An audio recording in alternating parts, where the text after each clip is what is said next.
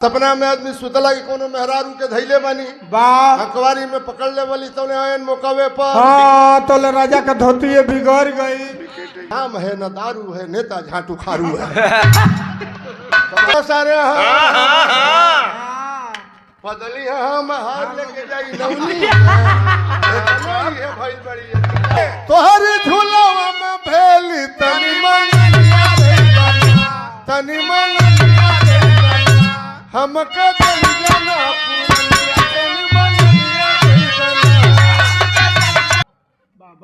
ए सपना से केहू वंचित ना होई ना। सपना में आदमी सुतला त लौकेला कि कोनो बढ़िया सबके जिंदगी में भइल होई एक केहू कह ना सकेला ना। सपना में आदमी सुतला कि कोनो मेहरारू के धैले बानी वाह अखबारी में पकड़ ले वाली तौले आयन मौकावे पर हाँ तो राजा का धोती है बिगड़ गई। राजा अब सपना में देखा था कि ओकर नैया पर हम पटक देले बनी ओकर कपड़ा खोल देले बनी ओकरा के अखबारी में धो लेले बनी तौले आयन मौके पर राजा का विकेट गिर गई। भलक भलक करे ये सबके जिंदगी में होला बुझला कि ओ भइला भइल तौले तई त बुझाता कि इनके लवलाइटिस के बीमारी धइले बे ए दुए भैया चोरी हत्या पाप को वो छिपौले छिप न सकला। राजा के लड़की के ब्याह होत रहल पहले के जमाने के बात रहल। राजा महाराजा जुटे रहलन संजोग देखा राजा के लड़की के हवा खुल गई। वाह हवा खुल गई हवा हाँ शिकारी पर्दे में रह जे कुली बात उघार हो जेते तनी बाउर मने ई चाहता कि कह दे कि राजा के लड़की के पदवास हो तू पंडित जी राय साहब शर्मा जी यानी कुछ हमरो लायक छोड़े जब हवा खुल गई। अब तब भगदड़ मचल। अब सब लोग ना केने ओने करे लगल। राजा महाराजा जुटे रहलन। राजा बड़ा शर्मिंदा भइलन। नौनिया बगल में बैठे रहल। हाँ सोचलस कि राजा के बहुत बेइज्जती हो जाई। नौनिया पट खड़ा हो गई। देखा कैसे राजा के लड़की के इज्जत बचावत थे। पट खड़ा हो गए लागल पेट सुगरावे। कई दिन से बियाह जाए में जाए के परता कथा कहवाव मंडा का कराव हऊ कराव गजर मजर खाए के मिलता पेट हमार खराब हो गई। मैंने ही बता दिलस कि राजा के लड़की के ना हमार हवा खुलल जैसे कि लड़किया की लेगी नौनिया बैठे रहे ई बता दिलस कि हमार हवा खुलल बा। आदमी जान गए कि नौनिया के हवा खुलल बा। राजा के लड़की के लेके राजा हीरा के हाथ पहिरले रहलन। प्रधान जी ले जाके नौनिया के गला में पहिरा दिया कि हमरे बेटी के इज्जत बचा दिलस।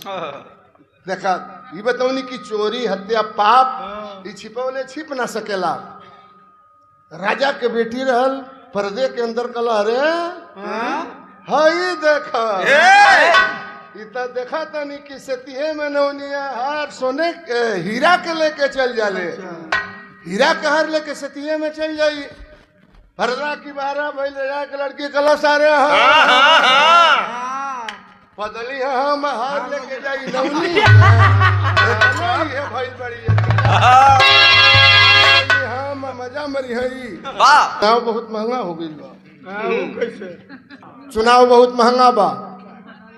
आज चुनाव आजकल के जमाना में उहे जीती जे पैसा खर्चा करी। मुर्गा बांट दारू बांट शराब बांट मछली बांट रुपया बांट नहीं मेहरारू वो नहीं लेकिन पैसा तो बांटे के पड़ी। चुनाव तबे निकली देखबो एमे बुरा मत पहिए आप लोग जे प्रत्याशी वही बुरा मत मानी। हमारे बलिया के बगलिया में वो प्रचार में हमने के गई रही जा कना गावत रही जा प्रत्याशी दमदार रहल।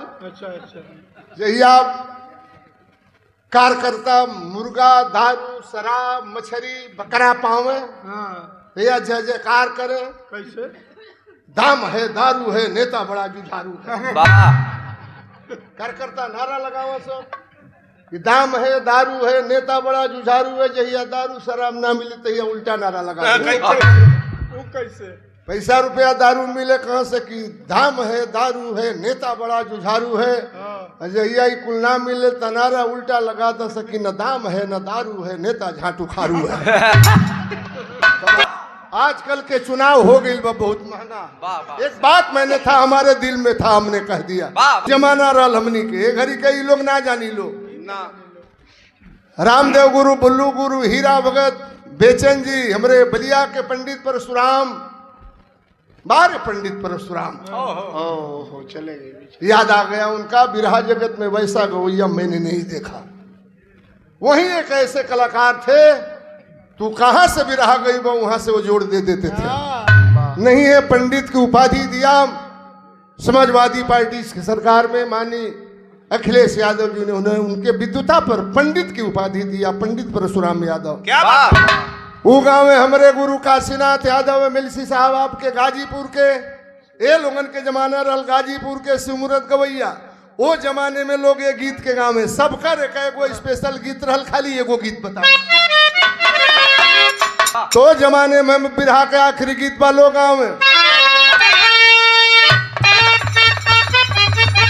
अरे सुना हो न बेली तोहरे झूलावा में भेली तनी मन हमका